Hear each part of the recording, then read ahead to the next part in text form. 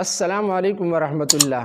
کم خلک چې د خپل ګناهونو نه او د هر قسمه بدعاتو نه د الله تعالی نه بخشش او بخښنه غواړي او استغفار ډیر زیات کوي، نو الله تعالی به د دې په وجه ډیر فایدې ورکړي. یوه فایده دا ده چې الله تعالی به د اسمان نه په تاسو باندې بارانونه راووري او دومره ښایسته باران به وي چې په دې کې به هیڅ قسمه تباهي، هیڅ قسمه هلاکت په دې باران کې نه وي او په وخت د ضرورت کې به الله تعالی په دې خلقو باندې بارانونه راوري. یو ځل امیر المؤمنین عمر فاروق رضی الله تعالی عنه ته چا ویل چې قحطالي ده او بارانونه نه کیږي، زموږ دپاره استسقا وکړه. نو هغه صرف استغفار وکړل او بیا روان شو. چا ورته ویل و یا امیر المؤمنین تاسو خو استسقا ونه کړه او روان شئ. هغه ورته ویل چې ما اصل کې په حقیقي اسبابو سره د باران دپاره ما دعا وغوښته او بیا ورته د قرآن د آیت ولوستو چې کوم خلک د الله تعالی نه بخشش او بخښنه غواړي نو الله تعالی به په تاسو باندې بارانونه دا راووري. او یو ځل حسن بصري رحمه الله خواته یو کس راغی، هغه هم ورته دغه شکایت وکړو چې قحطالي ده او بارانونه نه کیږي. نو هغه ورته ویل چې استغفار کوه، د الله نه بخښنه غواړه.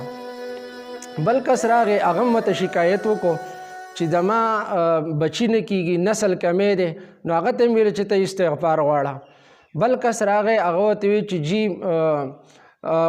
باغونه وچ شو او هر قسمه بارانونه هغه بند شوي دي او زمونږ باغاتو ته ډېر زیات نقصان رسېدلی دی، نو هغه ته هم دغه وویله چې تاسو استغفار غواړئ. نو بیا ورته چا وویل چې کارونه مختلف دي او صرف هر یو ته تا د استغفار په باره کې تلقین وکړو.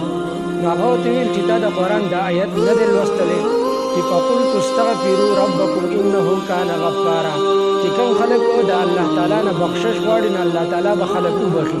یرسل السماء علیکم مدرارا، الله تعالی د بره نه به په تاسو باندې بارانونه راووري. ویمددکم باموال وبنین، الله تعالی به تاسو له بچي درکړي، مالونه به در الله درکړي.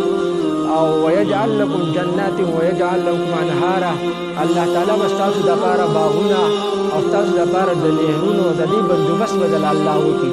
دا د یو استغفار په وجه باندې دا ټولې فایدې حاصلیږي. هر بنده له پکار دی چې د الله تعالی نه د خپلو ګناهونو د دې بخشش، د دې بخښنه غوښتل پکار دي.